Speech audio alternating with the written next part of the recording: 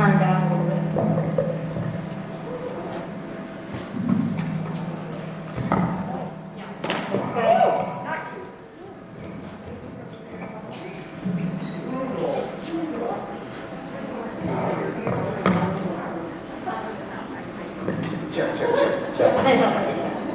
We acknowledge the Lenni Lenape Nation on whose traditional territory we are gathering. We recognize them as the past, present, and future caretakers of this land.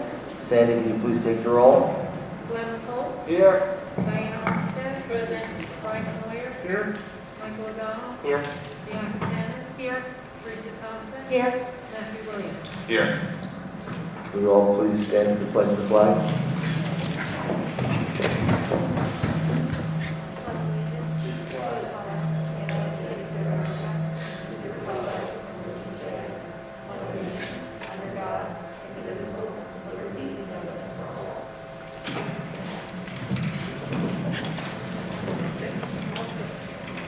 All right, item number 3, agenda changes. We do have an agenda change.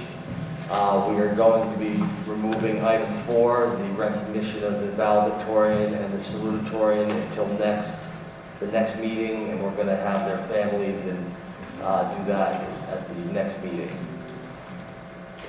That's going to take us to item 5, the public hearing on the 2021-2022 budget. Does anybody have any specific questions about the budget that they would like to share or ask?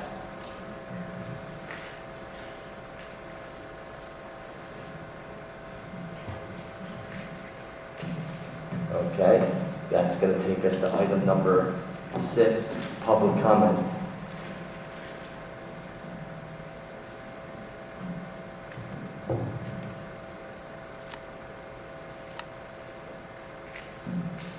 Could I have a motion to accept the agenda changes? So moved. Second. Discussion? All in favor? Aye. Motion passes 7-0. Yeah. We also need to close the public hearing. Could I make a motion to close the public hearing on the budget? So moved. Second. Discussion? All in favor? Aye. Motion passes 7-0. Thank you, Brian. That's going to take us to public comments. Our first public comment is by Stan Weisblood.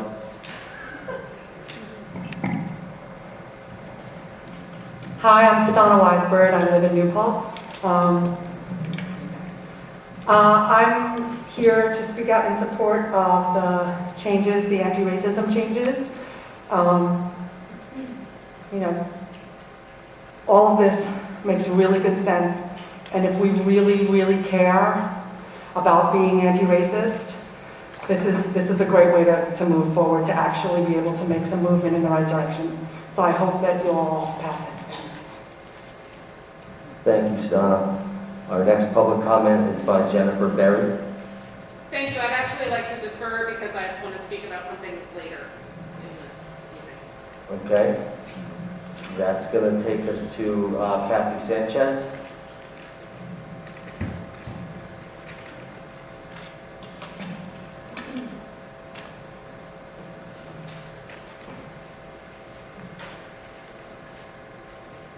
Kathy Sanchez, New Paltz. I wanted to circle back to the brief discussion at the April 21st meeting regarding failure rates at the middle school and high school. I'm only speaking for myself tonight, but I do want to acknowledge the fact that the New Paltz Racial Equity Coalition sent a letter concerned about the academic guidelines being followed during the pandemic. In the letter, REC asked, have the norms of grading, assessments, workload, due dates, and late assignments, have those norms been revisited? It seems that these areas have been left up to individual teachers' professional discretion, or teachers have been advised to continue grading as usual. Without clear, well-developed written guidelines, this is a fertile area for inequity to explode. If the new paradigm is not articulated, shared, and supported with written policy and procedure, it cannot become a reality. The concern is that students of color will be hurt the most academically if no harm policies are not explicitly written, shared with staff, and followed. In dealing with disproportionality in student academic success, I'm hoping the failure rates and significant drops in GPA are being tracked in terms of ethnicity, race, and special ed cohorts, so that when the racial equity report card is updated, that data can be used to address needs in the future. Regarding the anti-racism policy, I applaud the BOE for putting forth this ambitious policy. The 7 principles outlined at the top are powerful. The purpose is very clear and thorough. When I get a little confused is in the expectations section. There are parts of this policy that feel like it's putting the cart before the horse. An example of this is under policy communication, the second bullet, which reads, each school shall have an active racial equity team that meets at least bi-monthly and will report out to the Racial Equity Initiative Advisory Committee, REAC, once per marking period. Ideally, so you can't create racial equity teams without significant anti-racism training to build up to the point where the staff and families are ready to take on that assignment with enough knowledge to lead their buildings independently. Otherwise, who's going to sit on these teams? What has to happen first is the hiring of the replacement for Generation Ready, the former consultant hired to do racial equity work. REACT should be a part of this hiring, of the hiring committee that interviews new consultants. I know while I was on REACT, we submitted a list of potential organizations to hire. So it's been at least a year, and it's time to move on this. Many of the items listed under the leadership section and curriculum and instruction section require an outside consultant to push the district objectively forward and give them the tools to do the work correctly. Just one example among many, the curriculum bullet that reads, the district shall implement an anti-racist curriculum and provide educational resources for students at every grade level.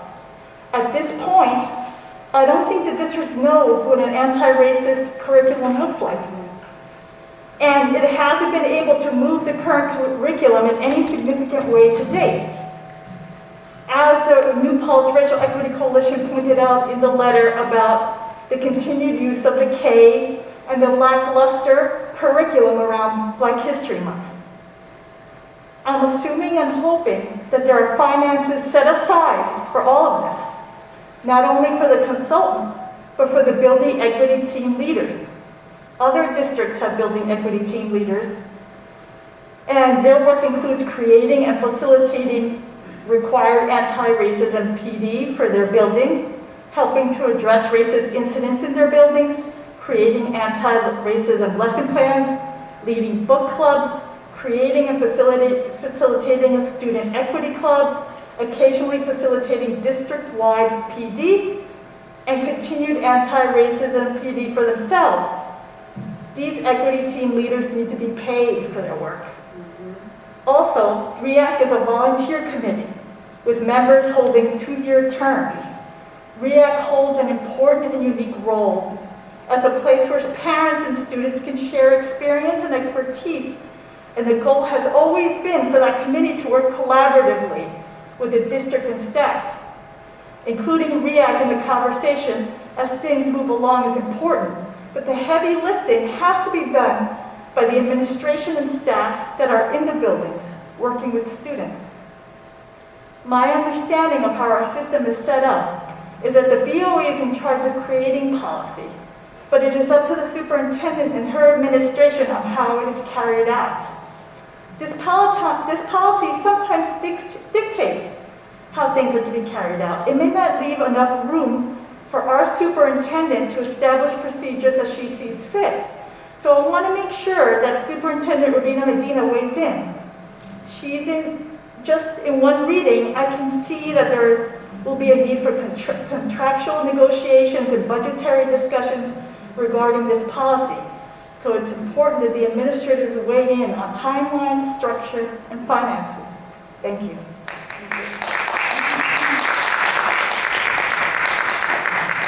Thank you.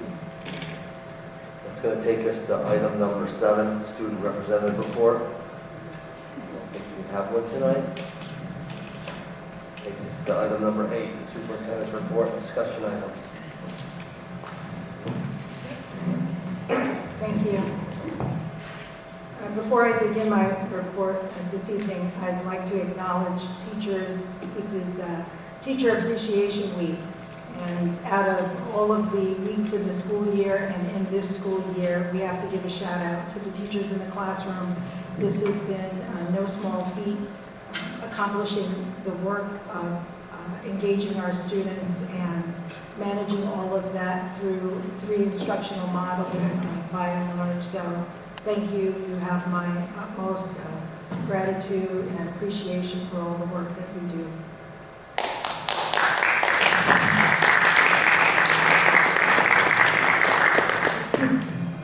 I'd like to begin by talking a little bit about COVID. We have, our numbers in the county have been continuing to trend in the right direction, which is positive. At the end of the day, this is going to allow for us to have an end of the year that is a little closer to normal than it was last year.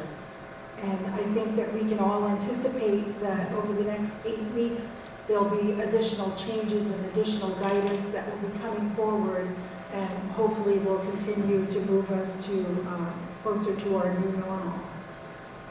But in spite of the fact that things are moving in a positive direction, we're still continuing to have flare-ups here in the school district. And as evidenced by the communication that I sent out this week, which involved a significant number of students having to quarantine, which is not the phone call that any parent wants to receive or the communication that anyone wants to get.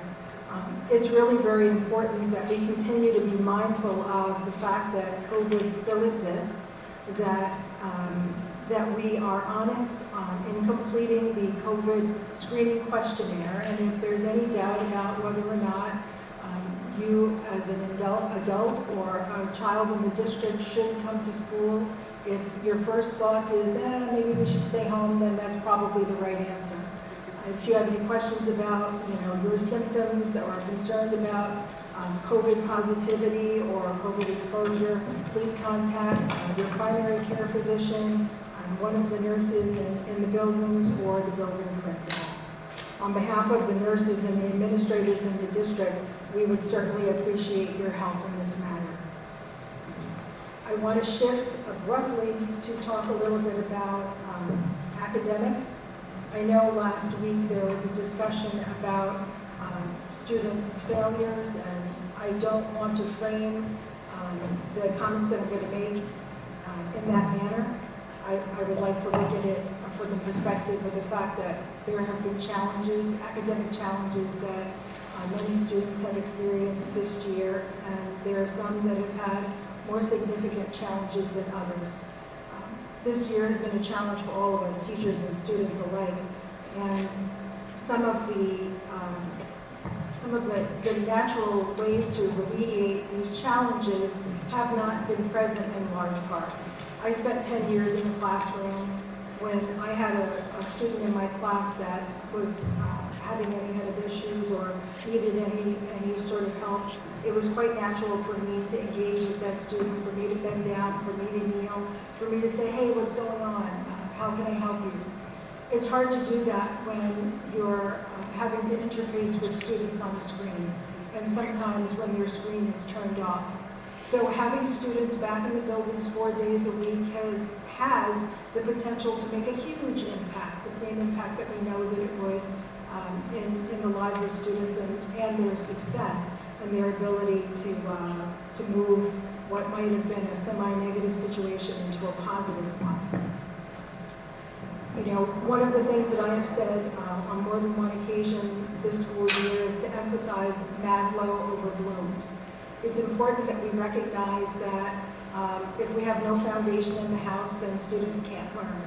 We have over and over and over again talked about the importance of social and emotional learning and recognizing that this is not an ordinary year.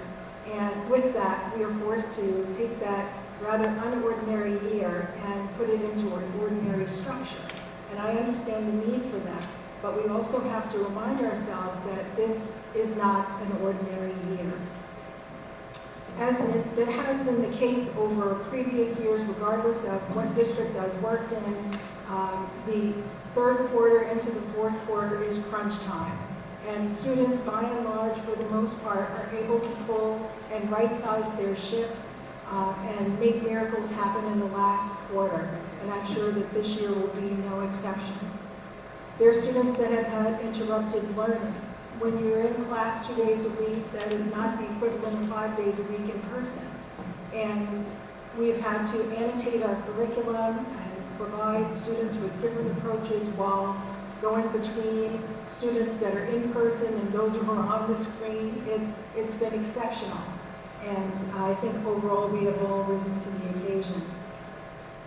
Some of the unique approaches to address students who are having academic struggles have been in scheduling, where study halls have been set up to match the needs of students with teachers.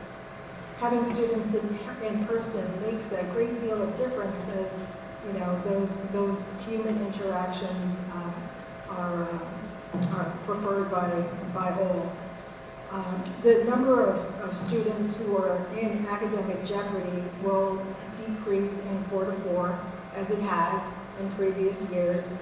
I did, with the building principals, have the opportunity to look at some data today that spoke to the fact that in previous years, we've had similar situations where students have had academic struggles in the third quarter and have been able to be successful in quarter four. And I'm sure that that will happen again this year. What I did note in looking at the data, that there was no disproportionality. Our students, in terms of those who are having academic struggles, by and large, are represented in all demographic groups. But some of our demographic groups are so small that by identifying students by subgroup would be identifying students.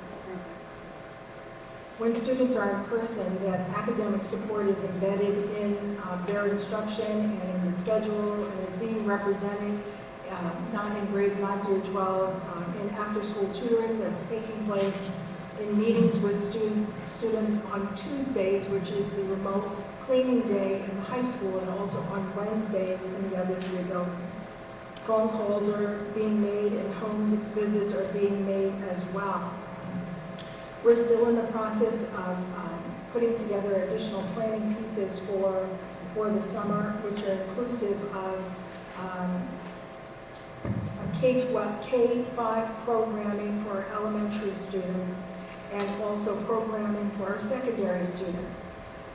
For students in grades 9 through 11, and the details will be communicated when they are finalized, but students in grades 9 through 11 will be offered opportunities to participate in the Ulster BOCE's virtual summer school. Summer school will not be in person for secondary students. It will be virtual, unfortunately. But that is a program that will be made available to students that need it.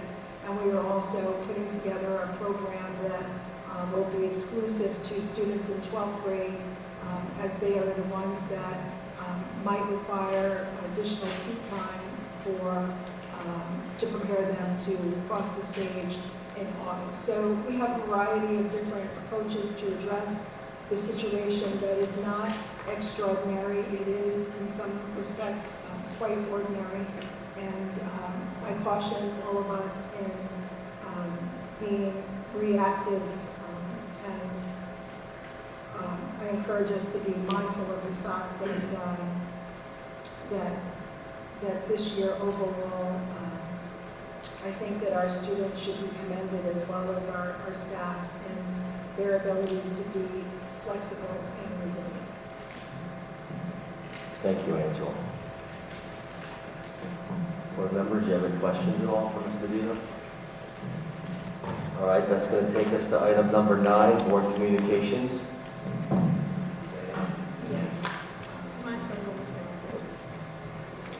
So what I wanted to mention was, for about a year and a half, I had been chasing down racial equity teams in the school district in the different buildings, asking 3 different individuals in the position of superintendent for, in the position of superintendent, only to learn that basically there were none.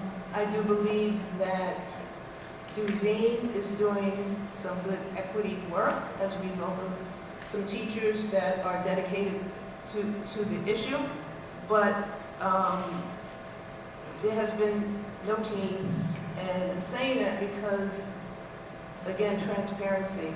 I can't tell you how many board meetings I've asked about it. If I go back and look at the videos, pretty frequently was asking for the equity teams to be present. Often what I got was maybe a report from an admin, and that's not sufficient.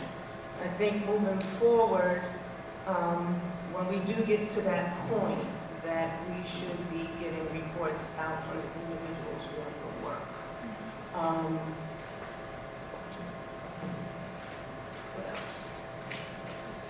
Oh, and to Kathy's point, with regards to the equity teams. So when I realized this is because Angela did some in-depth research and pretty much couldn't find anything, but I did know that there was some work going on by the goodness of the teachers in Duzine, that we can't move forward with equity teams at this point if we don't have the whole program together. And so that will be another delay, but I just wanted to mention that, again, in keeping with transparency, I don't know how many other people thought there was equity teams going on and equity work going on in the buildings, but they were not.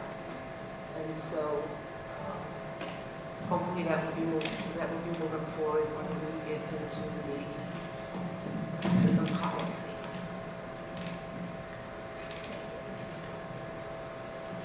Does anybody have any comments? Okay, thank you, Diana. That's going to take us to item number 10, committee reports. First up is Mike with the audit committee. We've not meeting since the last period, but we're trying to get the audit committee together either the 25th or the 27th for our internal audit review. What days are those, Mike, the 25th? Tuesday the 25th or Thursday the 27th, depending on what's available. Brian, policy committee? Yeah, policy committee has been busy. We have 2 policies on the agenda tonight for second reading, the anti-racism policy and the independent educational evaluations policy. And in addition, there are 4 more policies on the agenda for first read tonight.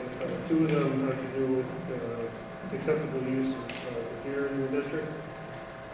Basically, one policy for staff and 1 policy for students. And then, what else?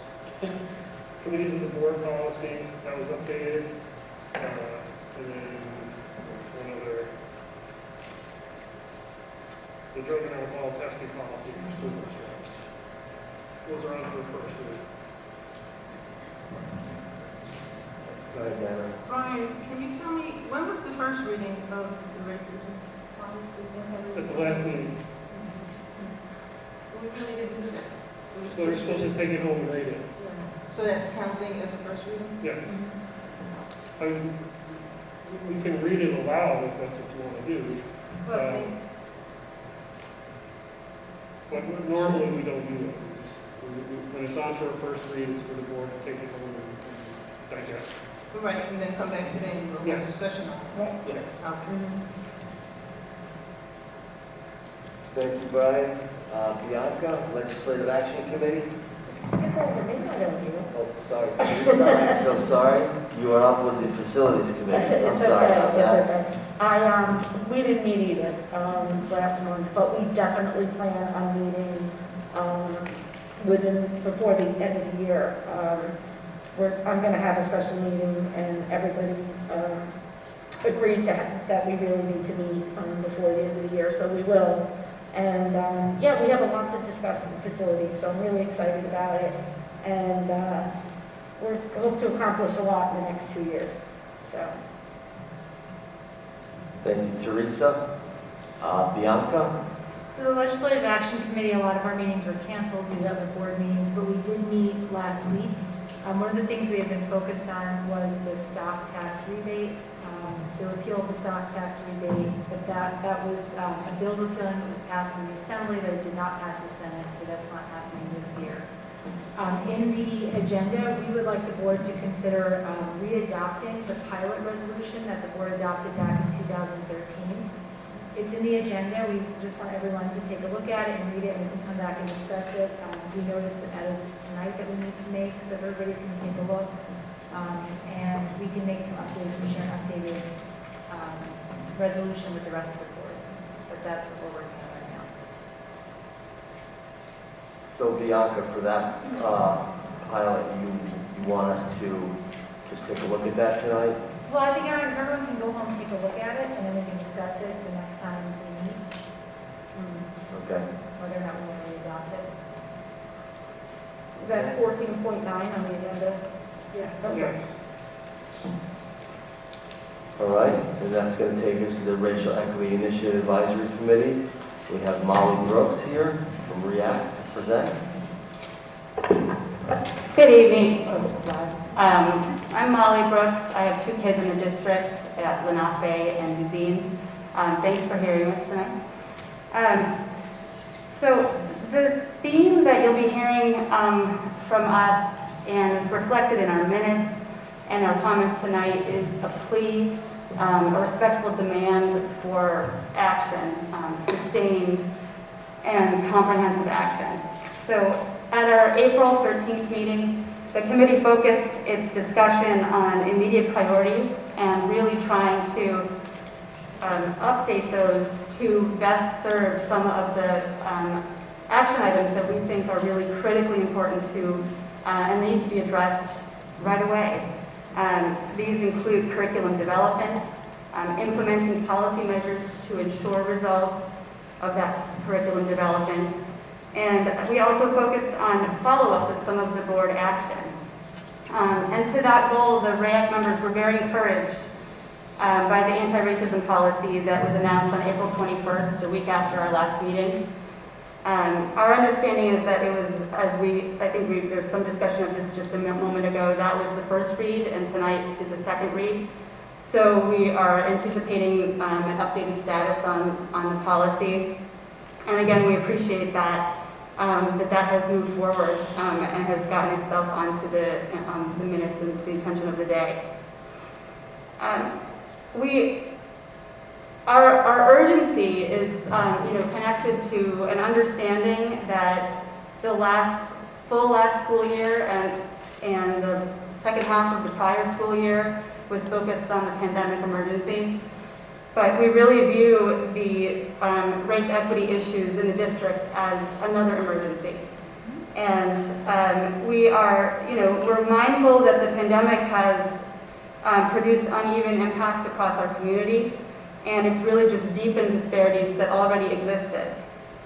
So we now feel that we are in desperate need of immediate action to facilitate anti-racism work in our schools. And again, we do appreciate that Superintendent Urbina Medina and the board share this commitment, as demonstrated by the forward movement on the anti-racism policy. But to continue this momentum, REAC is requesting that the board takes some specific steps to begin that work and to do so right away. As a starting point, we have the following recommendations.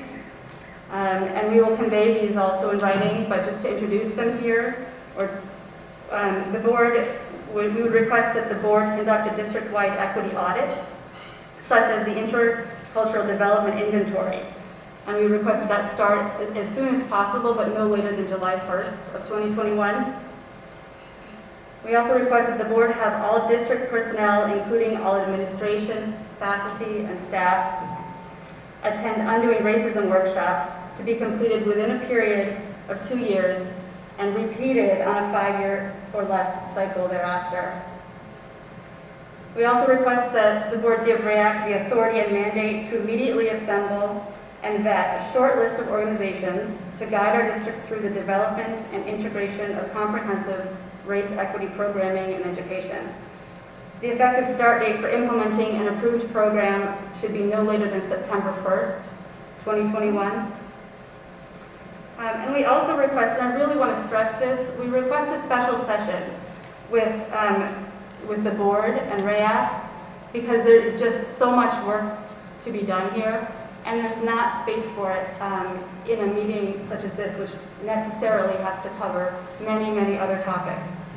So we would be requesting that we immediately address a date sometime in the next 60 days where our committee and the board can get together and work on clarifying accountability for achieving the goals that have been set out. And I invite my committee members, anyone else would like to address some of these points. One thing I think that we just wanted to make sure there's some context for our urgency, and that is just that there have been requests that have come to the board and have not yet been gotten a response. And again, we understand the pandemic emergency, but we really do believe that it's critical that we treat the race equity issues in the district as an emergency as well.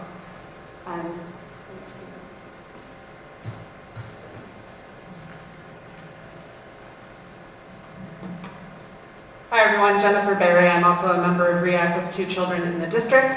And I think that Molly said it very well, but we did spend some time at our last couple of meetings going over what had we talked about, what had we brought to you over the time that REAC has been in existence, and what has been the movement on those agenda items. And the reality is there has not been movement, and that is a reality that simply cannot stand. And I know that I've said it here before, but I think that it bears repeating. Every delay on this is the mental health and possibly the life of a child. That is what is at stake. So, gonna could be deadly. I say it's almost inevitable. It will be deadly. And I don't think that any of us want that. Also, I will say again that this is not just important for children of color, and in fact, I would argue that in some ways it is most important for white children who are going to grow up in a world that will become ever more diverse, and they will not be equipped for it, and that is our job, is to educate children for the life that they will enter. And if we do not do this equity work, we have not done that. We have failed them, and therefore we have failed the future. Thank you.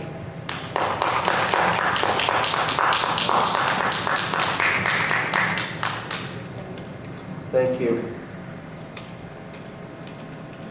Board members, do you have any discussion, questions? I think when we get into the crux of the policy, a lot of, my questions hopefully will be answered. Okay. Well, can we talk about what they're asking us to do tonight? Because Yes, I think that's a do good that. starting point. What can we take action on tonight?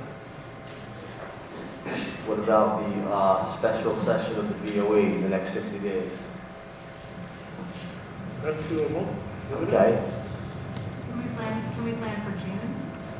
Can we Yeah. just set a goal of June, during the month of June? Sure. Just want to make sure we all commit to that, and that the meeting, is probably going to fall on a Tuesday or Thursday or whatever's fit.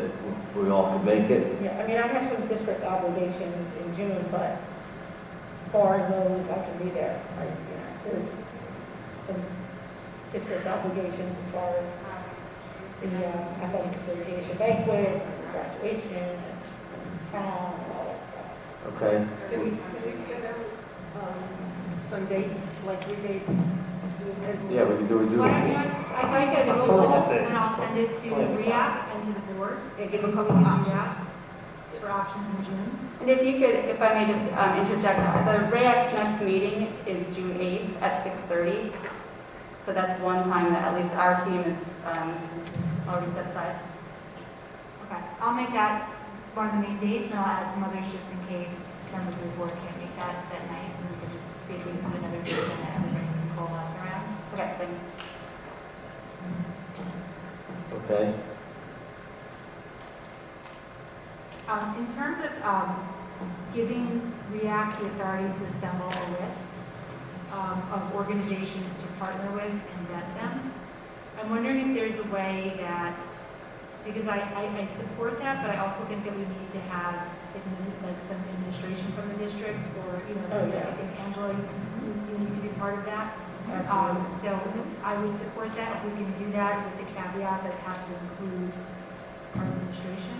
Because ultimately, most of these organizations want to know that they have the support of the administration. Does that sound okay? Yeah. Everyone? That's great. I've actually been gathering some of that information myself. So I look forward to collating the list and seeing if we have any duplicate recommendations. But I think that, we're talking about, and that, like, then, is the way REAC's thinking about, then REAC would present their recommendations to the EOE and to the administration, or is that, I just want to make sure, because I read it in the minutes, but I wanted to, in your minutes, I just wanted to make sure that we all understood. Yeah, I think that's exactly right. Yes. How do we officially do that? Do we have to make a motion? Is this something we can just? I'm not sure if we actually need a motion for that. We need a motion. Do we need a motion? I think that falls under the committee's charge. Okay. So you said you don't need it? I don't think so.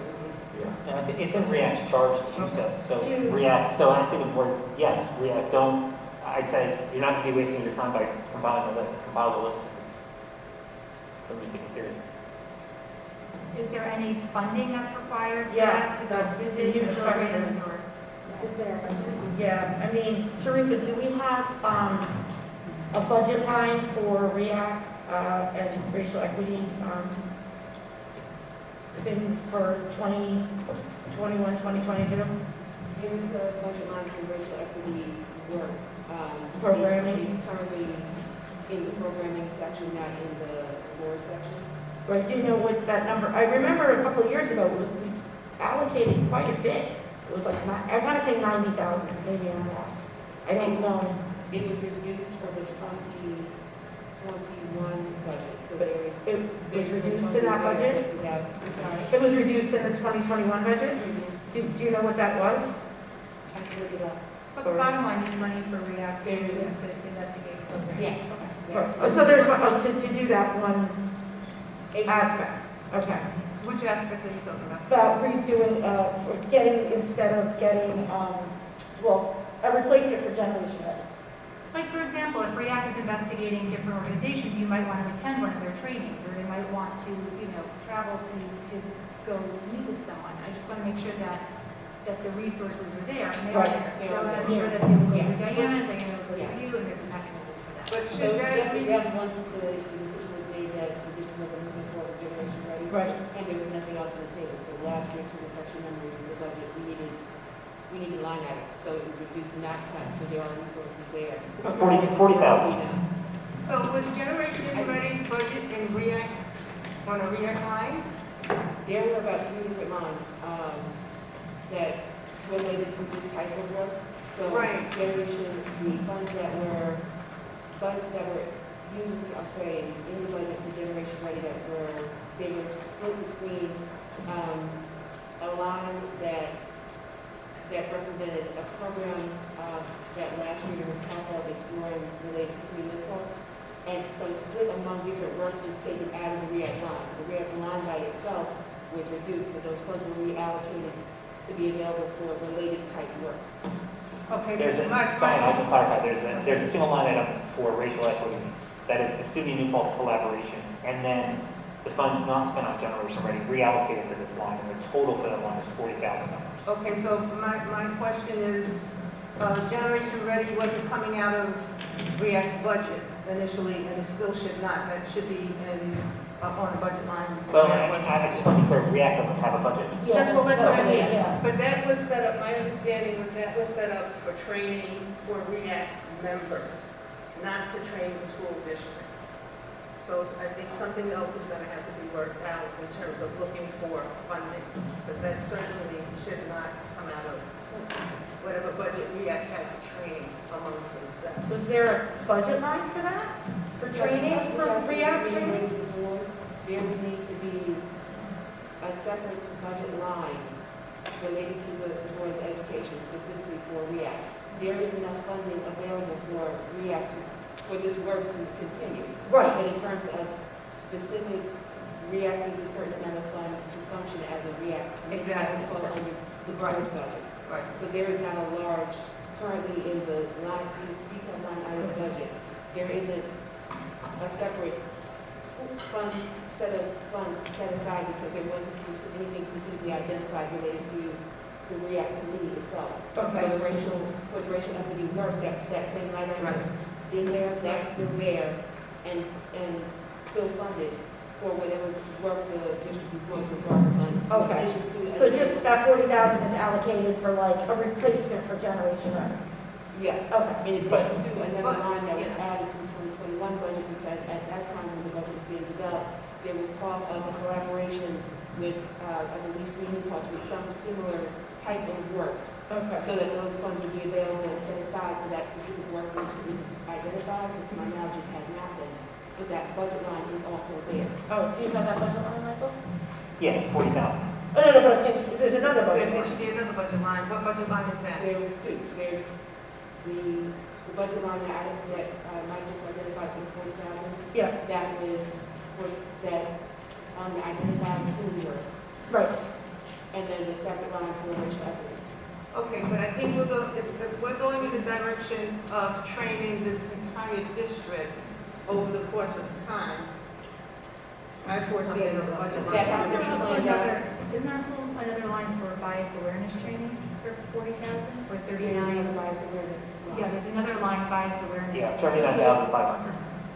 And there's a line for restorative practices, which is part of it. Which is part of it. Yeah, so what I'm saying though is, there needs to be a broad spectrum. And then after but in order to, since this is a long-term plan. Right. Then we need more details. We can't fund if we don't have So in the information. future, we have to start planning for more of that. Yeah, I just don't want it to be misunderstood that that training is coming entirely, from funds set aside for REACT to do some things that they need to do, but, Whatever committee, so this will have to be an additional conversation, whatever specific work needs to be So done. that's good. That needs to be identified and then funds allocated to that line. Yes. As it relates to the. Okay, that's what I mean, yeah. But for now, any money that REACT needs to carry this out will come from the racial equity line. Okay, and so moving forward, we have to come up with another budget And then line. as the district obviously working with REACT, as the details behind what this multi-year plan is going to be, that's how the budgeting and the funding has to be developed. Right. So right now, what we have are placeholders because there's no specifics to fund. But absolutely, as this work continues, we'll have more details of what that looks like and be able to fund appropriately. Thank you. But bottom line is, between the restorative practice line, the bias awareness line, and the racial equity line, which probably has not all been spent, if there's money to be spent this year to do work this year, it's there. Absolutely. Yeah, as Michael said, between the three lines, it added up to be like 119.5, which is a pretty good start, Absolutely. for a few initiatives that we can take on. Yeah, so Absolutely. there's funds available for the work to begin. Right, okay. Anything else? I mean, are we going to talk about the policy, or? We haven't got there yet. Oh, okay. Yes, we will. Okay.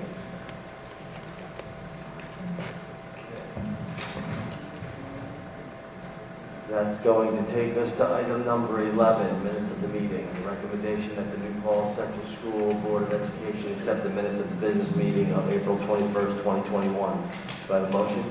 So moved. Second. Discussion? All in favor? Aye. Motion passes 7-0. Takes us to item number 12, the personal consent agenda. I make a motion to accept item 12.1 down to item 12.4. So moved. Second.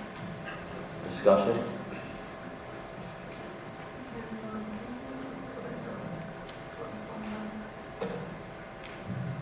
Were we gonna pull out?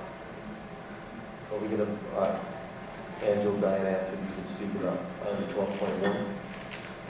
Yes. So the item 12.1, the administrative appointment, acting deputy superintendent. Our deputy superintendent, Ms. Marconi, is out on a leave, and the acting deputy superintendent position will be filled by Alex McKinnon until the end of the school year. Any further discussion? All right, so there's a motion on the table to accept item 12.1 to 12.4. So moved. Second. Discussion? All in favor? Aye. Motion passes 7-0. Takes us to item 12.5. Recommendation that the New Paltz Central School Board of Education, upon the recommendation of Angela Medina, Superintendent of Schools, does hereby accept the resignation of the following instructional employee for the purpose of retirement. 33 years in the district, Ellen Halis. Alice, I can't believe it. Want to say thank you. No, yes, thank you so much. Yes. That is a lot of time, and I remember working way back, but she even went way back before my kids. Yeah, thank you, Miss Alice. So moved on motion. Second. Any further discussion? All in favor? Aye. Enjoy your retirement. Motion passes 7-0. That's going to take us to item 12.6 to item 12.11. Can I make a motion, have a motion to accept those? So moved. Second. Discussion? All in favor? Aye. Passes 7-0. It's going to take us to old business, item 13. Item 13.1, second reading policy number 3430, anti-racism policy. Members? I make a motion for discussion on policy. Okay. Sorry, can I get these again? I can't hear. Just a motion for discussion on the policy. Second. Second. Discussion? All in favor of discussing the policy? Aye. So, we all took it home and read the policy. What are some observations you all have? I just want to thank Riyadh for bringing this forward to us. It definitely needs to be at the forefront of what we, moving forward, especially into the new coming school year. I also have to say I agree with everything Kathy Sanchez said, with the CE captain. Thank you for coming and speaking. The principal part is fantastic. I think all of these principals should be at the forefront of what we, are championing here. And the only, I agree with like a lot of what Kathy said. It's like a lot of it. I feel like we're putting the cart before the horse in some of these things, and these are great things that we have to aspire to, but we have to be able to produce on it. And, that's why I was asking about the money. I think that's a great place to start. I've attended Undoing Racism. It's expensive. I know a lot of what people were saying, they want everybody to go. I think everyone should go. Can we afford for everybody to go? I don't know. We all went, a few of us went a few years back, and the district did pay for some people to go. So I don't know if that's attainable, maybe over the course of time, I'm not sure. So a lot of my issues that I have are money related. Like, can we commit to all of these points in here, by adopting this policy?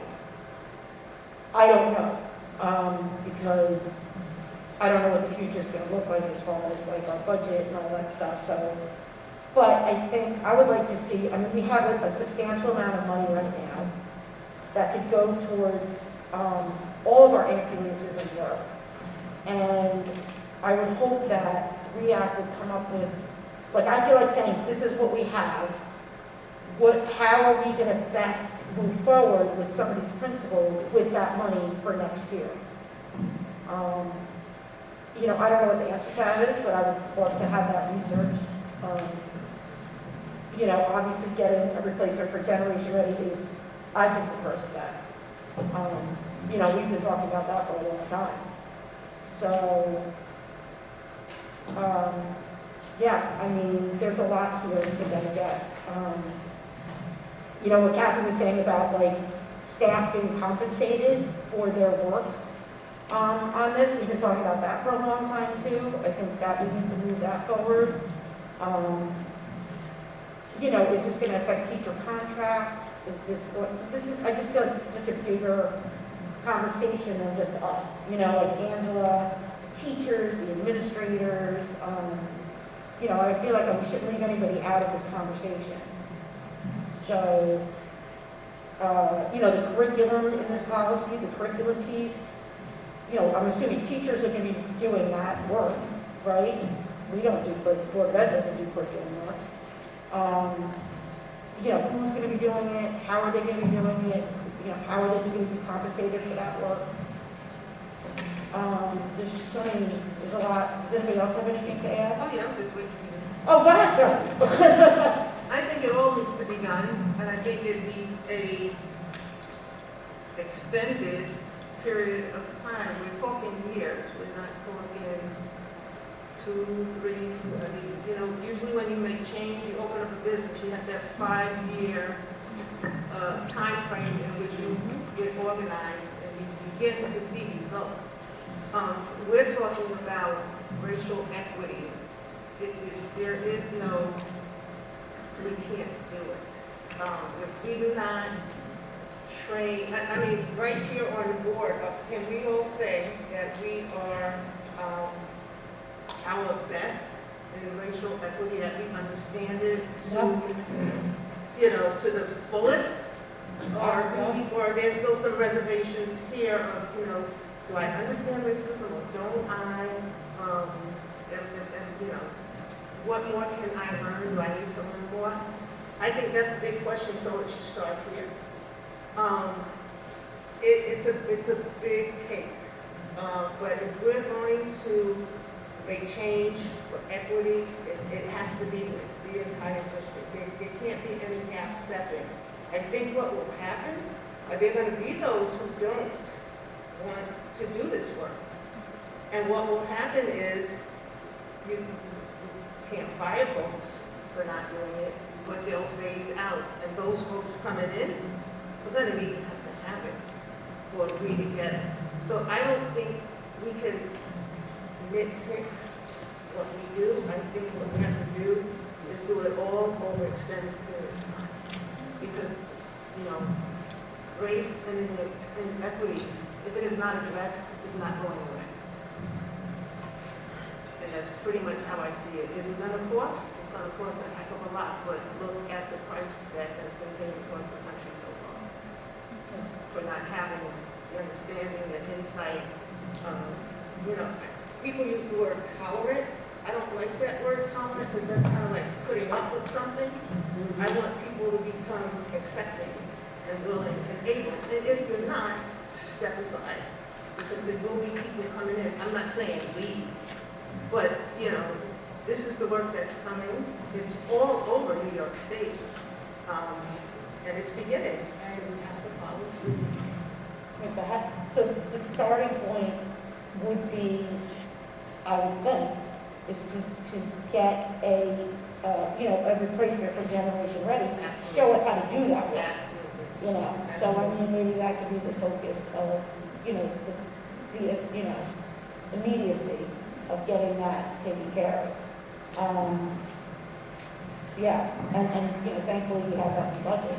But, you know, as far as like this policy, you know, the other questions I have is, you know, like as far as the definitions, like are these the definitions that we want to adopt? Because these are, you know, the definitions that, the training that I've had with doing racism, the definitions are different. What's the definition reference one? Yeah, I mean, I have it in my book because I had it. I was If looking I at my it. glasses, it gets far from that. So, you know, when we're, you know, and that, obviously, that definition of undoing racism stuck in my mind because, you know, I I had. thought you were referencing one in here. No, but there are, no, I'm saying the part with the definitions. Like, are these the definitions that we are going to adopt in this district? This has been researched. You know, I'm just saying, but the thing is, like, if you send people to, let's say you send a group to undoing racism, you're going to get a different definition of racism.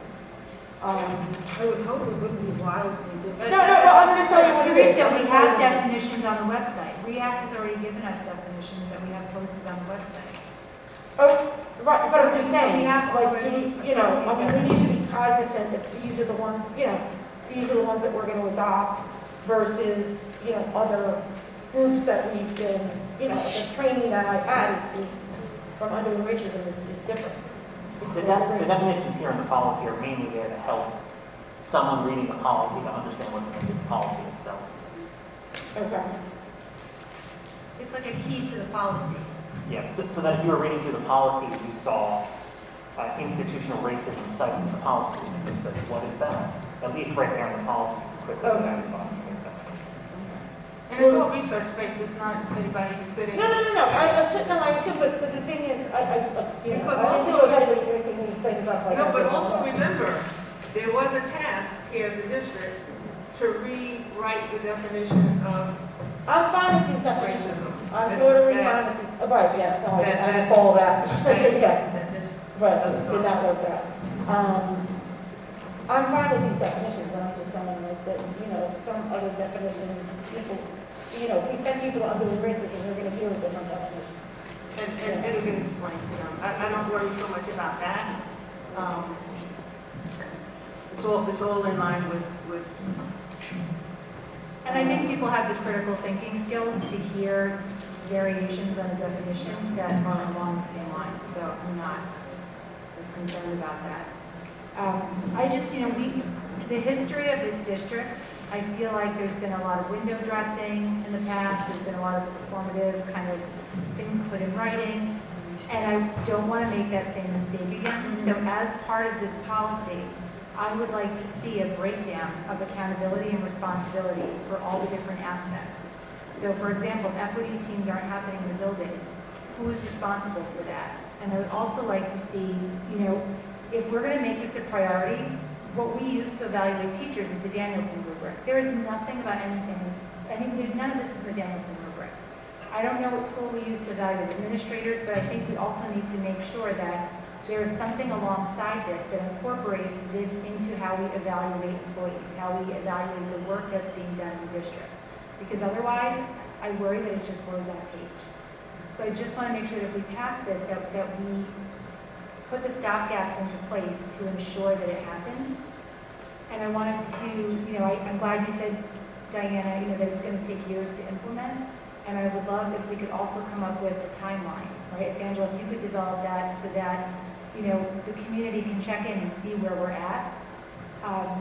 And if we could have some kind of an update on this policy, maybe once a month at a board meeting, that it could be built in, just like we have, you know, board comments, superintendent comments, that it could be built into one meeting a month. Because I really don't want to do something else that's just window dressing. I agree. And I really Yeah, that's think that we important. need to have a structure for accountability. Yeah. And it has to be baked into how we evaluate people. Because once you adopt the policy, like, I just went through this with another. Wait, let me board just member. finish. Because Oh, I'm sorry, go ahead. when you have new teachers, and I can tell you as someone who was a new teacher, you look at that rubric that you're evaluated on, and you try and, you know, you look at what's considered developing, you know, proficient, you know, effective, highly effective. We need to revisit all of that. And I don't know that when we talk about a timeline, I would like to see that built into the timeline, which I know is outside the scope of the policy as it's written. Is there a way to put that, to add that to the policy? Is that too operational? But if that could be part of the implementation plan. That would fall under the umbrella of supporting district initiatives.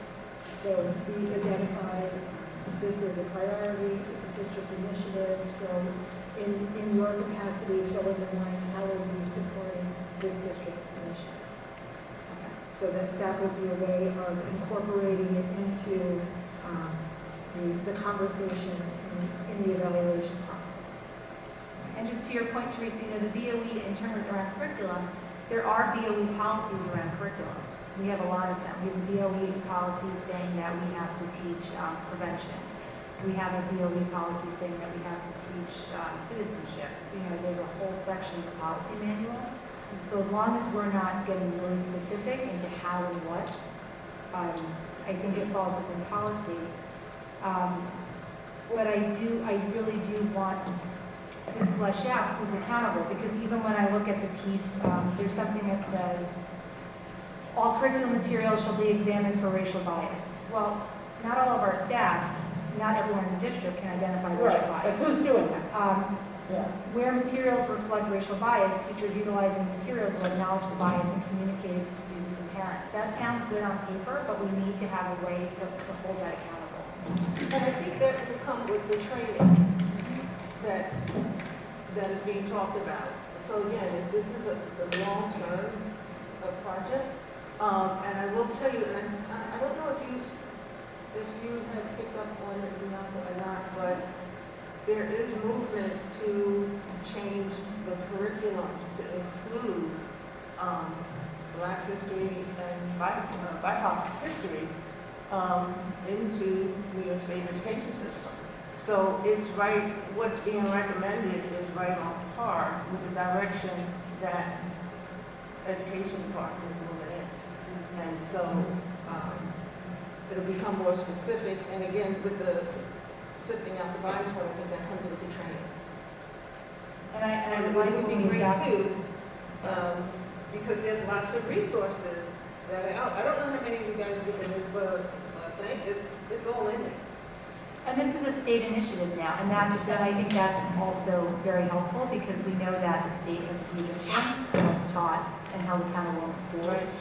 But when we adopt this policy, I, at the same time, want to adopt paying people who are on the school equity teams and giving educators or staff, that there has to be a stipend for people to attend the REACT meetings.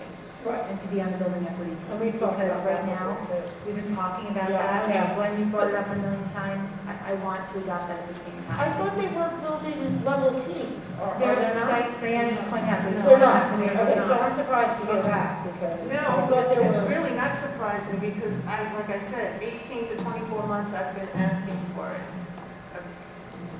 Three superintendents. And this time around, I asked Angela, and when the layers got peeled back, there's nothing there. But I will say that Duzine has a strong system there that pushes equity, and they're working hard at it, and I know the teachers are really, there are some teachers in there that are addressing it. Like for Black History Month, I don't know what went on in the middle school or at Lenape or Well, I at agree others. there should be Nothing, things set up. Exactly. And those changes, some of those are coming down now for, Absolutely. yeah, they're here already. Absolutely. Now, as far as the equity teams go, what's the ideal vision for how many people? What's the thought process? You know, Teachers, how many teachers per committee? for each building. Yeah. You know, it's hard to say. What I do know is if groups get too big, then there's just Too many cooks. too many cooks in the kitchen. That's just me. I'm not saying it's right or the wrong way. Totally agree. But I don't know. I have like the number 5 in my head, but that means nothing. That's just what I think we'll do. But and it's got to be teachers who want to do it, not teachers that are hand-picked. Yeah. as they, you know. So is there a process, let's just say, and then there's some community folks who are going to Absolutely. be, yeah. So let's say there's 2 teachers per building. So is there a process in place? I mean, I love the idea of paying people. But I think, isn't this all operational? Like, I would prefer that Angela can think about it and then come back to us with a budgetary Okay. I recommendation. feel comfortable with that. And the other issue I've had is, just thinking out loud here, is that these building level teams should report to the board, not necessarily REACT. Only because REACT is a committee of the board, and we have other committees of the board. So I'm just afraid that, you know, teachers reporting to a committee of the board is just setting a precedent for, you know what I mean? Like teachers, you know, like I could be like, well, I want teachers to report to, you know, audit committee or you know, I just think that operational wise, it should be like, the teachers should report to Angela because they're, you know, she's their direct I mean, security. it would be a report out to the board. Yeah, right, exactly. I just feel like if, you know, because the people on REACT are volunteers, you know, and for staff, our staff to have to report out to like a volunteer group, just to me, I don't. That's a hard-working volunteer. No, I know they are, but, you know, they are. But you know what I'm saying, like, I have volunteers on my committee too, and they are working hard as well. And I wouldn't expect a teacher to have to report to like a community member. So that's something to be. So I just feel like they should report to Angela or the board or us, because we're the elected, I mean, representatives here. I would like to see any equity work being done reported out to the group by those who are doing it. I mean, the board, not the group, but the board. Right, yeah, You know? absolutely. I just want us to consider that specific bullet point about the teams and the points of REACT was a recommended change from REACT. So let's perhaps get some feedback on why. We're here.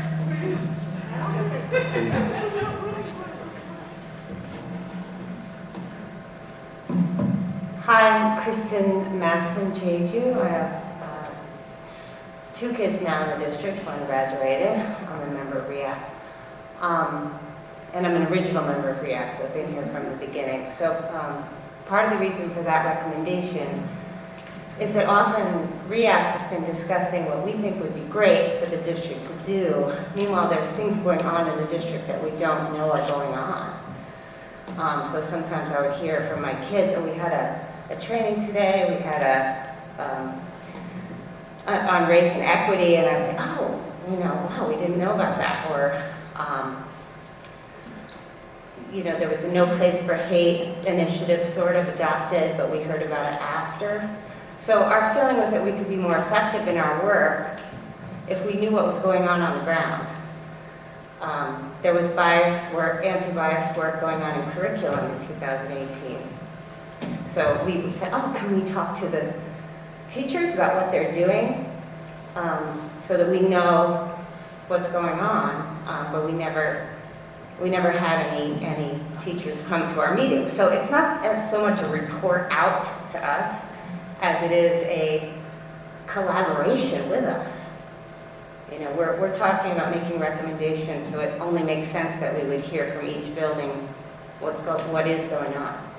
Does that help? Yeah, that sounds like a communication. I wonder if the words, you know, maybe, because that's the spirit that I took it in, is that the equity teams would attend a REACT meeting. Yeah, and maybe not the entire team, but each meeting we have, if we could have, you know, the Lenape equity team come and talk about what they're doing, and then, you know, the next meeting the Duzine people come and share what they're doing and ask us how, you know, tell us how we can support their work, or where things are breaking down, where things are going well. And can I ask Angela, is that operational, or do you think does that belong to policy? I don't think it needs to be in the policy. It's more operational and logistical. Yeah. And if those teachers feel comfortable doing that, that's fine. You know, I'm just saying that, you know, as a staff, like, you know, as a staff person working in the district to report out to a committee of the board, it's just unusual. Well, just because I'm not always clear on what's policy and what's operational, so if you could just guide us on what would be appropriate. I think that if we have learned one thing over the course of this year and a half. We've learned how to communicate using a variety of different platforms. So I don't think that it's necessary to put too much structure in how the reporting takes place. What we're hoping for is the sharing of information and with some regularity. And that doesn't always have to be that someone is physically present. They could be virtual. That the information could be communicated in some other form. Or if they can't be there, but you can like have an email and say this is what's going on. Yeah. But, you know, it's more of a new approach, something different, and it's a collaborative. You know, it's not that, you know, oh, I have to report to that group, I'm a teacher, and I don't look at it that way. It's a collaborative effort of everybody trying to move in the right direction and do the right thing. Yeah, I think, That's it. No, I see that, but it's like, you know, I also am concerned about, you know, the teachers and like, are they going to, you know, how they're going to do it? Teresa, I think that and- that's all operational. Okay. And what I'm Yeah. hearing from Angela is that this piece is more operational than policy. Mhm. And I know that what we've written before is that something would be developed, and it's like that, the way we've written, like in the hiring policy and other things we've written, it has said that there would be, that the administration or the superintendent would develop like a communication plan between the building equity teams and REAC. Is that more, Angela, is that more policy, if we're raising policy? yeah, and I think the teachers on the committee would be pretty happy about collaborating. I think that they wouldn't view it as taking orders, they would be there to share. Yeah, I'm a teacher myself, and I'm certainly not interested in making more work for teachers outside of their Right, contract that's my hours. concern. But it's in the spirit of sharing and in knowing what's going on. I also, before I be quiet, I just want to say that we've never had a principal at any of our meetings to come and say, you know, hey, you know, what is REAP and experience what we talk about. And I would welcome, we have a lot of new administrators, or not so new now, trial by fire this year. They're all veterans now. But we would really welcome and love to see principal come to our meetings and share and talk with us. It really can't, I mean, none of this can work unless there is collaboration between the administration, the teachers, REAC. So, you know, so if we can adopt a way to, you know, to teachers, we want teachers who want to be there to be the ones doing this. Right. But they also should receive compensation for their time. And so I think it sounds like we're all in agreement that we're going to pass something like that. Yes? Can I speak to the compensation? I'm Allison Michelle, I'm a member of REAC. My second year, I also do this work in my district in Arlington. If you're talking stipends, stipend to be on the building level team, and the expectation is that you also are part of REAC. Right? So vertical, horizontal alignment, collaboration all around. You know, in our district, we get a stipend to be on the district team, and the understanding is that we lead our building with that stipend. And there are parents, there are students, there are teachers, it's collaborative. Yes, it gets messy sometimes, but this work has to be, teachers need to hear feedback from these community members who are raising children of color, who are people of color, who have experiences that these white teachers don't have. So there needs to be more cross-conversation and more acknowledgement of the experiences that are represented by the students in this district that are not necessarily represented by this board or by people of it, or by our teachers and our administrators.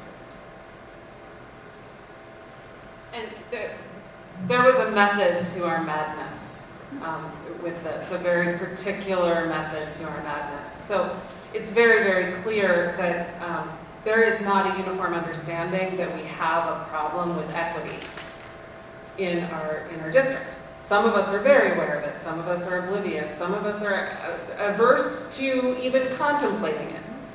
And that is why we began with that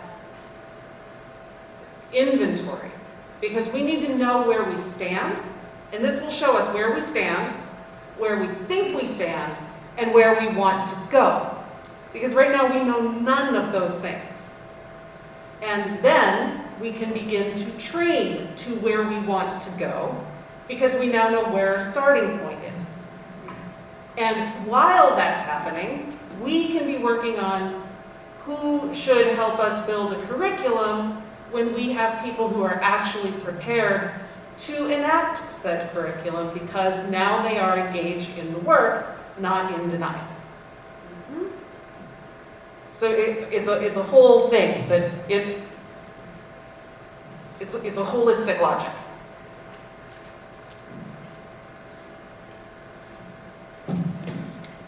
So my question, and this is really for you, Angela, because you're the one who's going to be implementing all of this, is this policy too granular? Is it too specific in what it's directing you to do? Because I don't want us to get into a situation where you find that your hands are tied. There are aspects of it that are lean towards the regulatory and are more in that bucket than they are policy. I think that it might be beneficial for us to, since it is in draft form, to take the opportunity to identify any specific areas, me specifically, that might be problematic, and make recommendations and then bring it back. You know, I don't think that it's going to really require a wholesale dismantling of anything. There are just a couple of areas that probably don't need to be as specific. There's no, I'm not concerned about what's been shared, excuse me, this evening, and our ability to work collaboratively on the identified goals. But the policy will live on beyond me, and you want to have a policy that is specific, but not too specific. So Angela, if we were to bring this back for next meeting, would that be enough time for us to flesh out some of the specific things you're referring to? So our next meeting is the 18? 19. 19. Yeah. So I'm going to suggest, if I may, that the BOE meet with REC, committee, and to watch this out together. And I can't see, and I don't want anybody to think it's wrong, you know, majority white board flushing out stuff without their input. No, I agree, but I think the question here is whatever Angela feels should be fleshed out, because she's the one enforcing it. Yeah, she's going to be the one. In favor of it, I would pass it right now. She's going to be the one responsible, essentially, for enacting this policy. So my concern is Angela. Okay. And having her Okay, so Angela, feel she can do this is huge. would you, again, because it would still be a majority white board figuring stuff out, would you be open to the racial equity team being part of that discussion?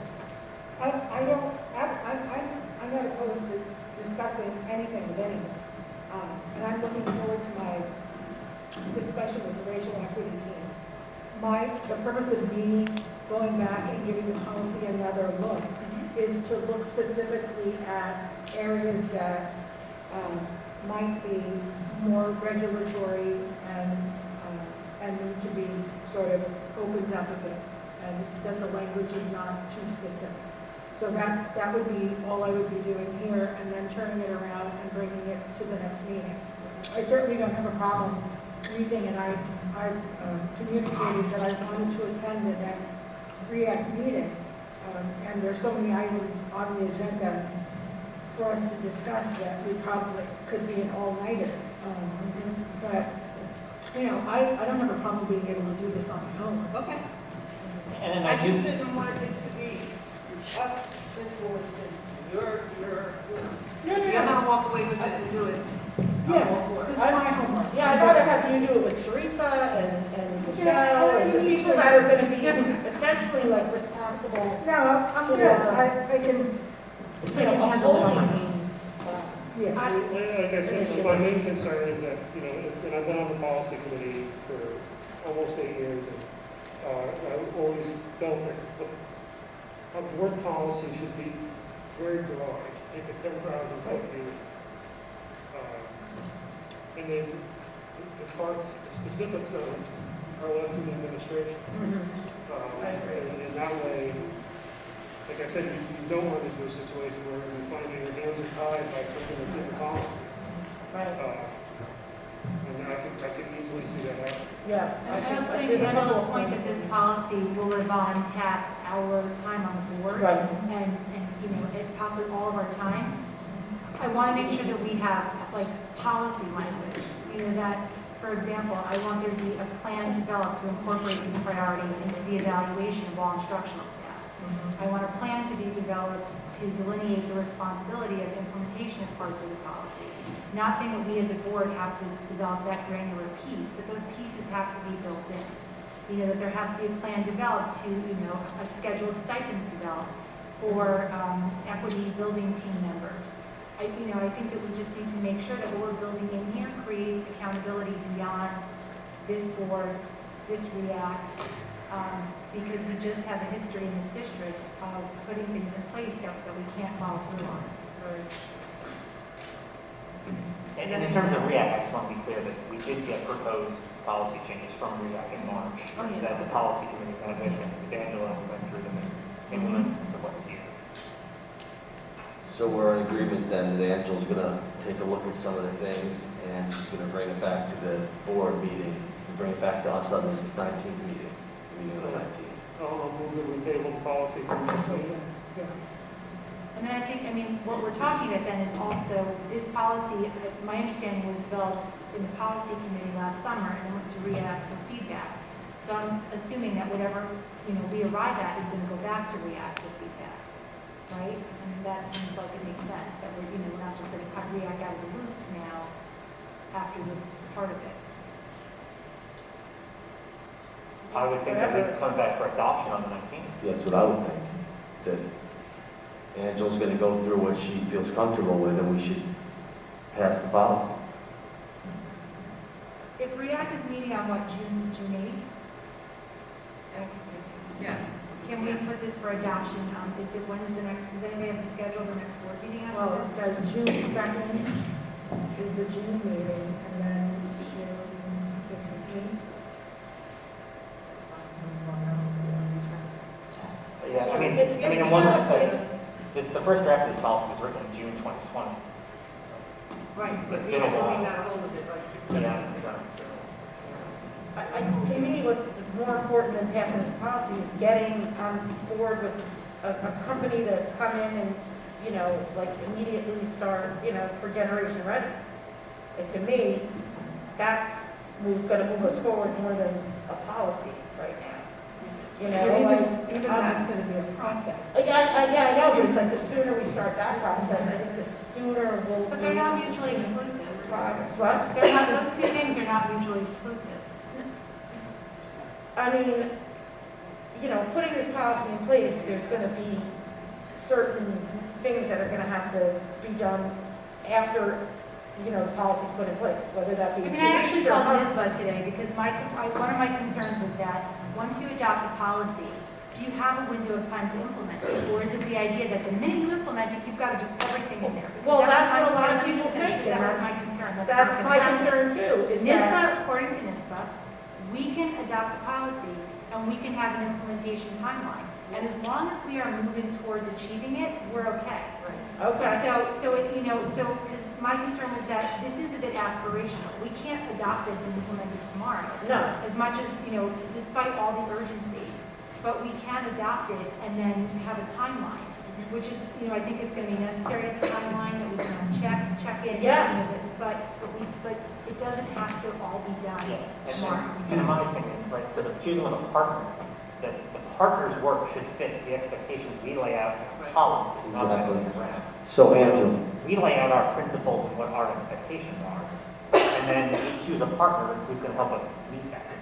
so when you bring this policy back to us on the 19th, maybe you can have a little timeline that you feel comfortable with?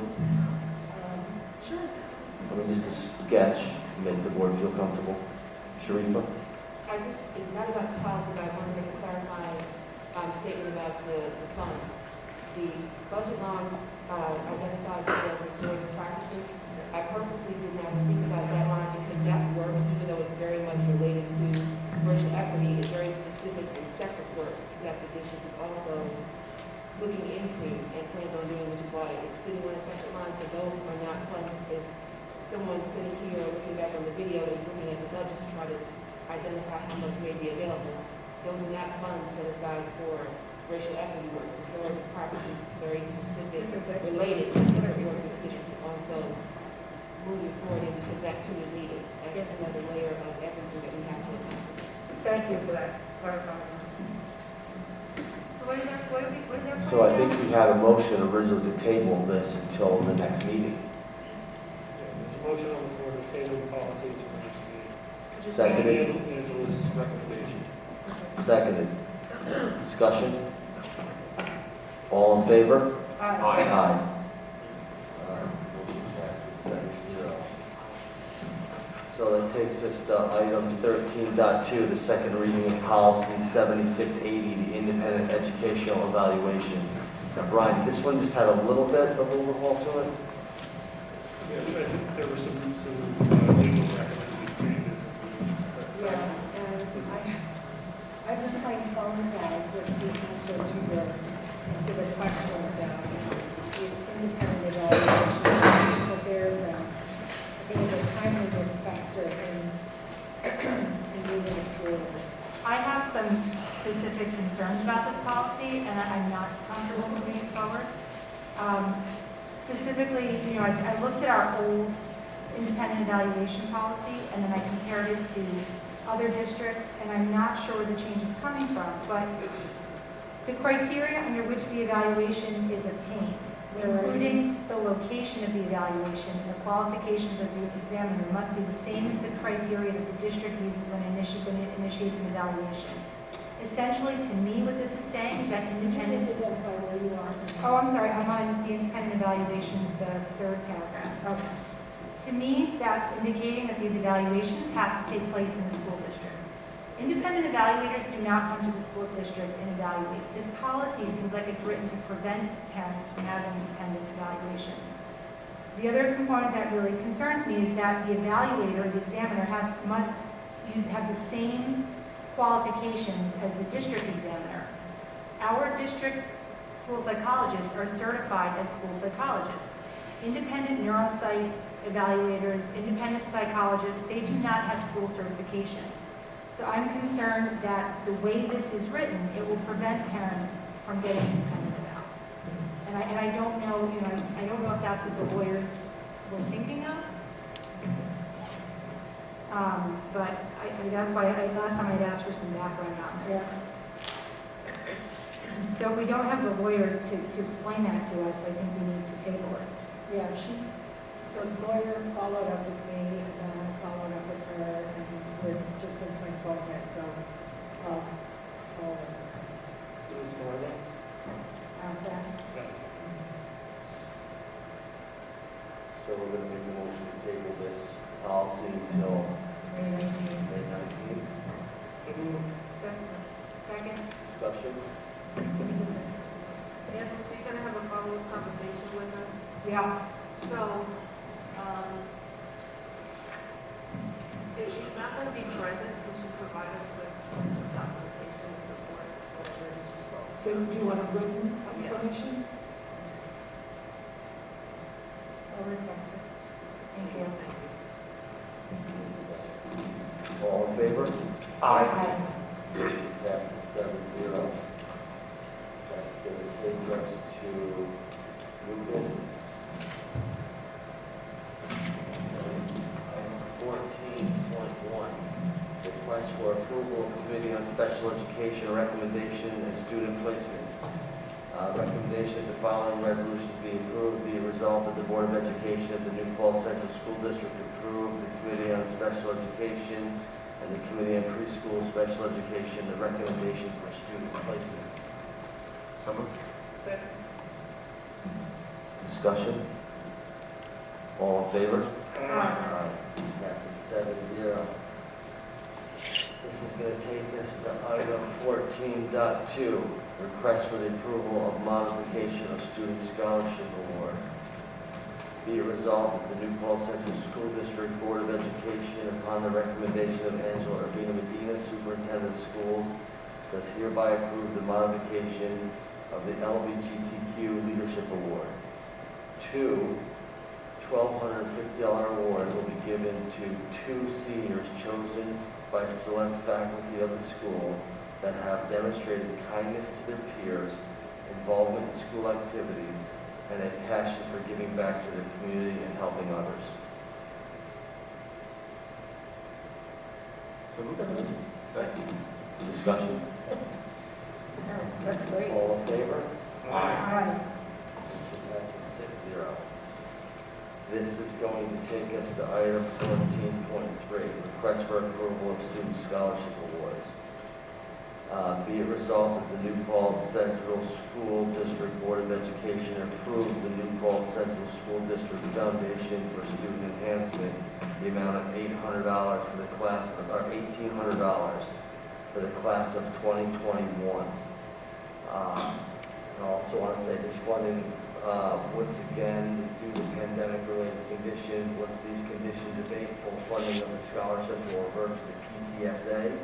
This will allow us to refocus on our main mission, funding teacher-driven projects that benefit students at all 4 schools. And the foundation will not take part in any way in choosing the scholarship recipients. The scholarship committee will be fully responsible for those choices without any input from us, from the foundation. Do I have a motion? So moved. Second. Discussion? All in favor? Aye. Passes 7-0. That's going to take us to item 14.4, the first reading of policy number 6471, staff computer network and acceptable use policy. Now, this had one change, correct, Brian? I believe the only thing that we changed was we added the word staff to the beginning of the policy for this one. Actually, Section no, D. there's under Advertising. internet safety, section D, we added icons and avatars. Okay. I'm going to make a motion to accept this policy. Do I have a motion? First reading. First. I mean, we Unless make the a board motion. wants to waive the second reading. I think we should. Can we have I a make- discussion? Yeah, well, Yes. So can I make a motion to discuss? well, I would have called for discussion after. Okay. So is there, okay. Second? Second. Discussion. I just have one question about section D. I think it's the same in the student and staff one, where it says that social media platforms can be used to create and display, and then it lists antisocial, harassing, threatening messages, pictures, icons, avatars. It goes on, and it says, or offensive to human dignity. And I'm just wondering if there's like an accepted definition of that anywhere. Because it seems like if it's that vagueness, we kind of run into, Right, somebody putting up that issue that we had with, well, I just wonder, like, if there should be, if a little definition can be added, sort of with the anti-racism policy, there was definitions, if we can incorporate a definition into it so that there's no question about what that means. specifically the offensive to human Yeah. I mean, I like the idea when it comes to something like this, of the policy being broad, because things change so fast with the internet. We put in one little paragraph or a definition of something, and all of a sudden we can't get something that matches that definition that hamstrings us for enforcing the policy. I'm still of the But thought that's a good point. I hadn't thought about that. That broadness might Yeah, I like be it a broad. protective measure. I'm still of the mindset that people should only have their names or their initials and that's it, you know. But I know, but I see your point, that, okay, that's sort of the opposite I was thinking, but that makes more sense. Because so much stuff happens so. Yeah. Right. Can we also add something though that can we include in that images of criminal acts?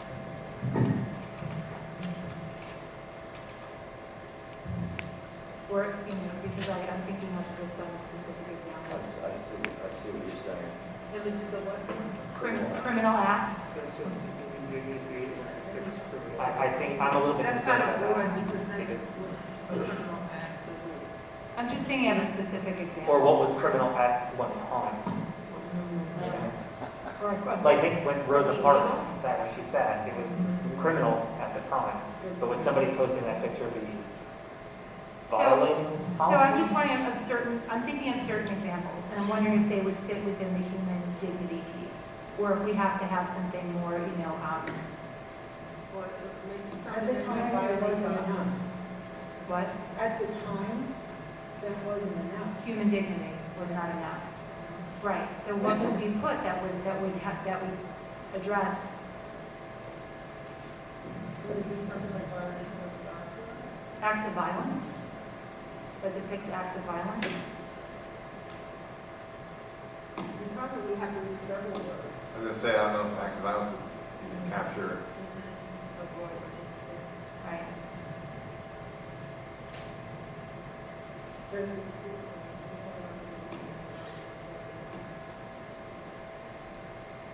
I mean, I again like the policy being as broad as possible. I would add something human dignity or anything that disrupts the functioning of this normal school day. But that's another issue, right? How do you prove that? Inappropriate. That's a little too, that's creepy. Because that language that you have to prove that something causes material harm, that causes, you know, educational disruption is very difficult.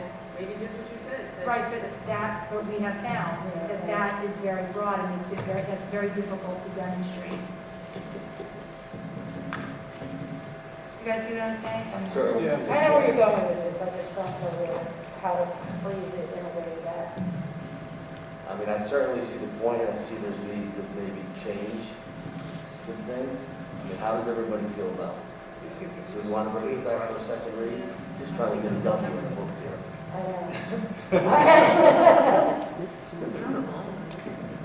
So should we bring this back? Everybody feel comfortable with that?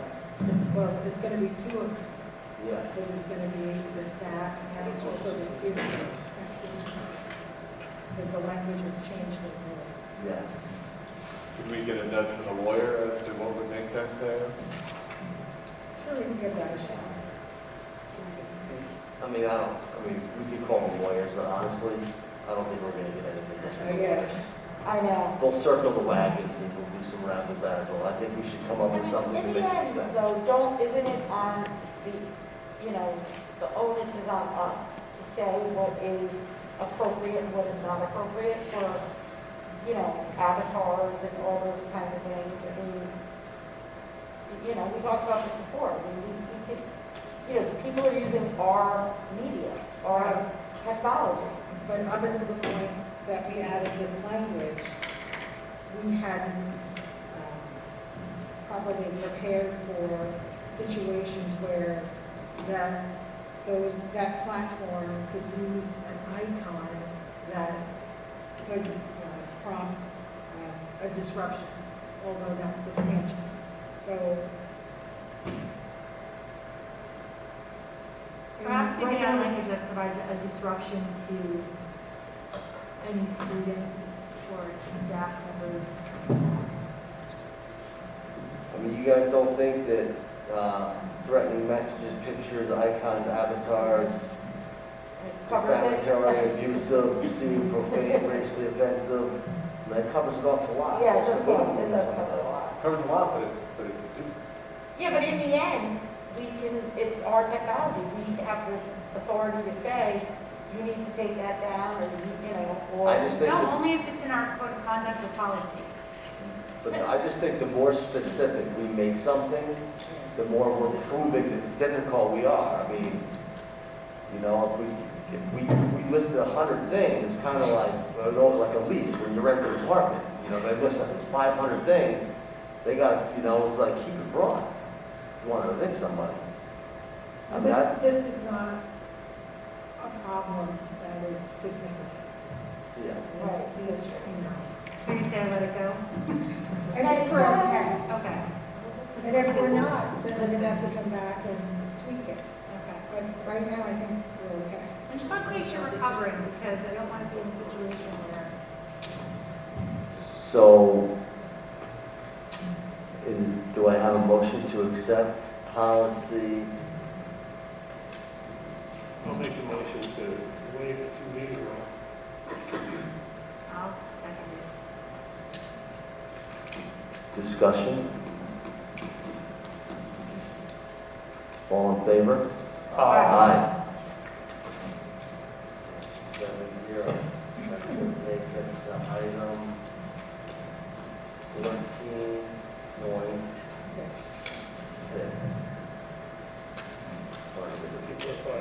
14.6. First reading of the policy number 7315, student computer and acceptable use policy.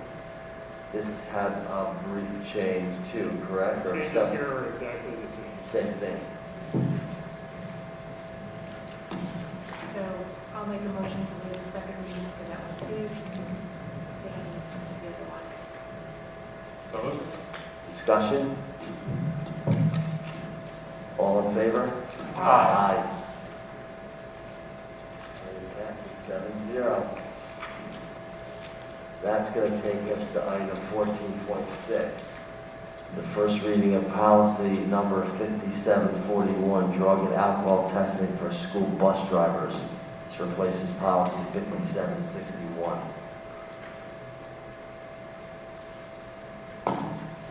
Anybody have any comments on this policy? Was there any major changes on this, or? Was this like defining what SAP was?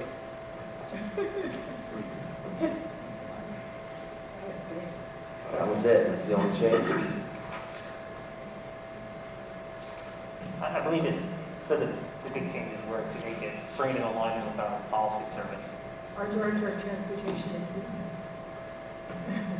I don't know.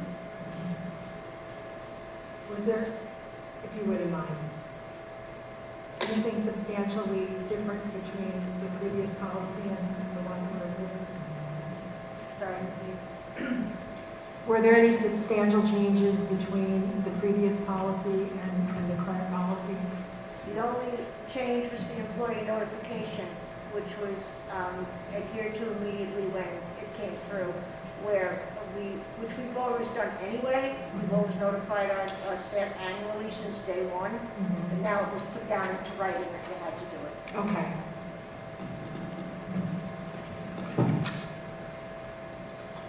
How does everybody feel about this? You want to bring this back for a second read? No? I make a motion to accept the, can I have a motion I'll to make a motion to waive the 2 meeting rule for this one as well. Second? discussion? All in favor? Aye. Motion passes 7-0. That will take us to item 14.7. The first reading of policy number 2210, committees of the board. Can I make a motion to discuss?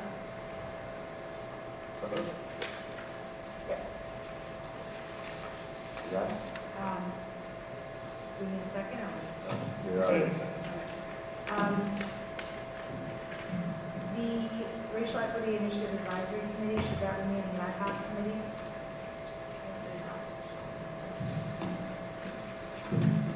But that's what we're discussing. Yeah, we just made a motion to discuss. Oh, I think at this point, it should probably be a standing committee. I agree with that.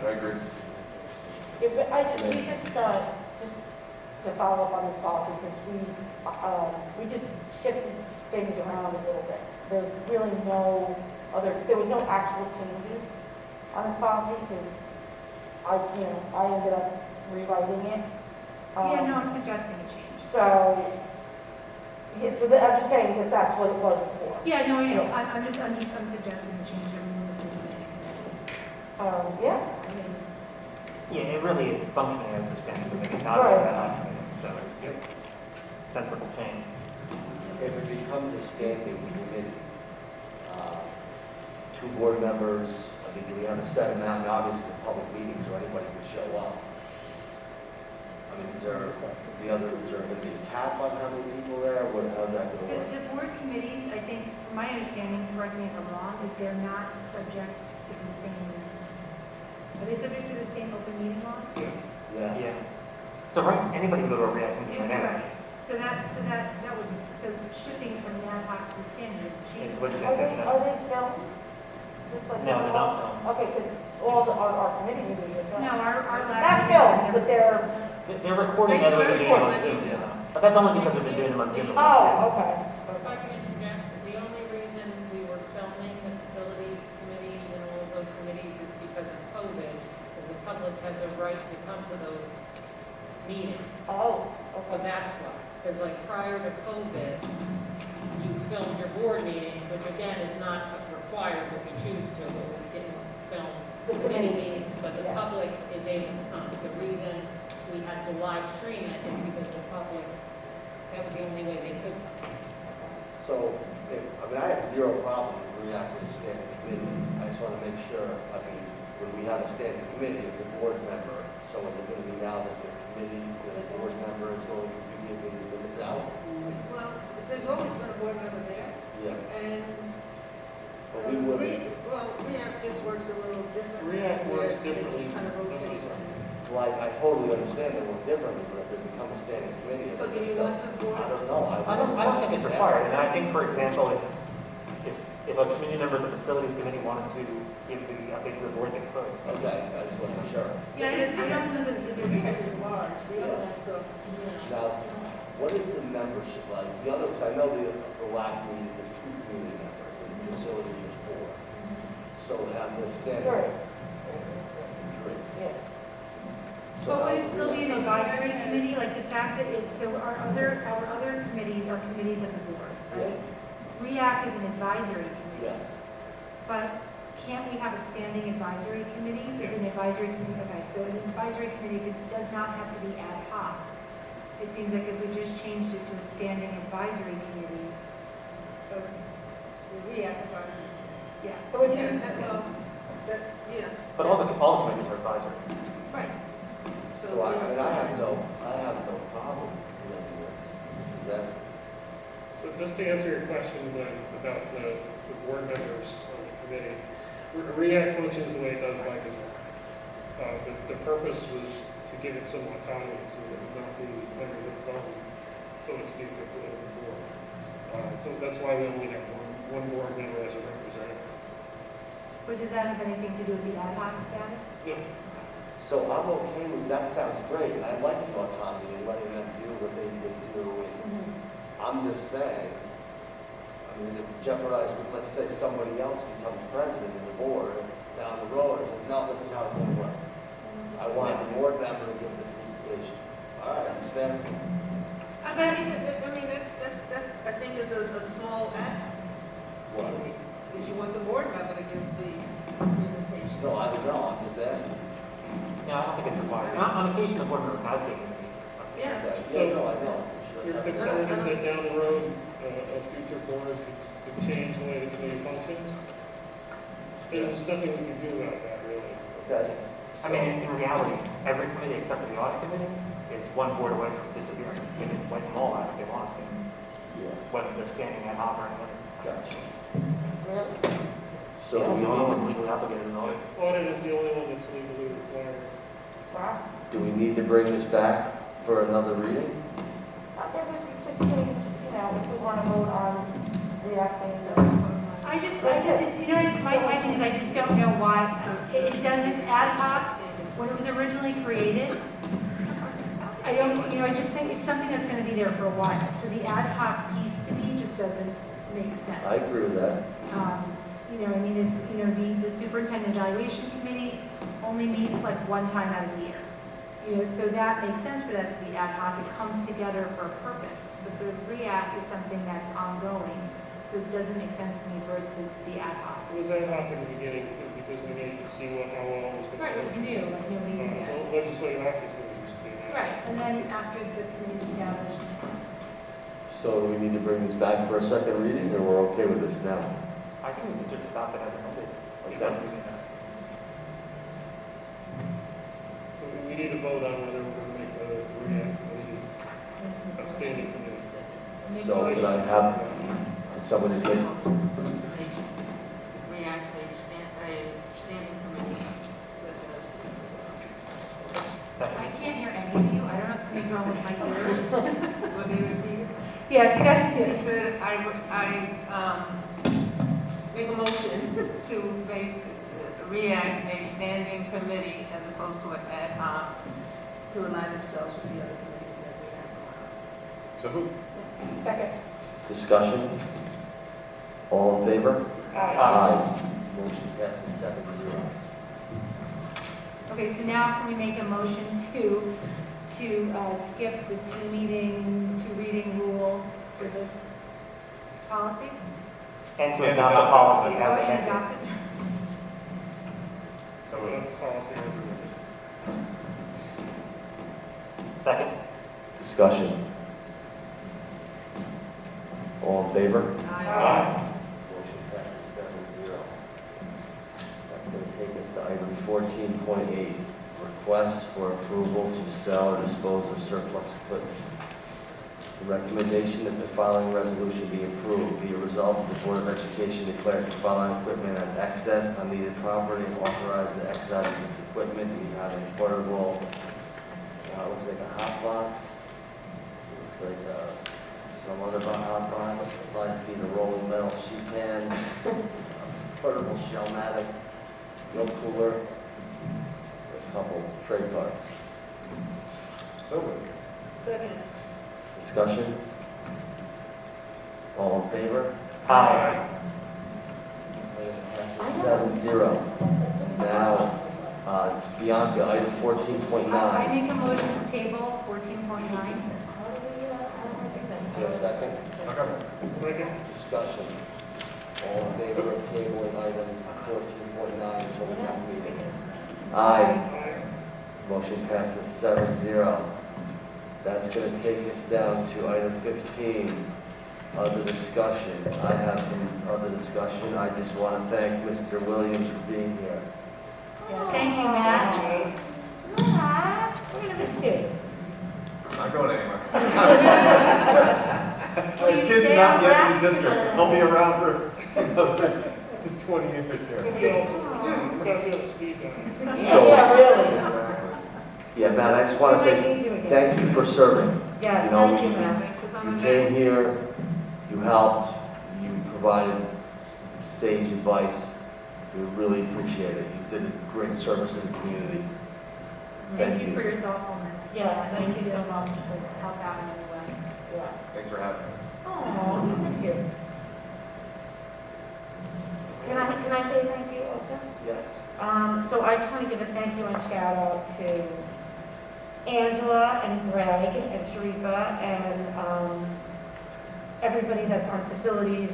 We have had a couple of requests from our community sports leagues, youth soccer and youth girls lacrosse, and everybody, our administration was kind enough to request, to grant them access to our fields and just, on a temporary basis so they can use them. And I think that's really nice and super cool, and that we are being really great community partners. And, they requested it, and, like I said, Angela and Greg and Sharika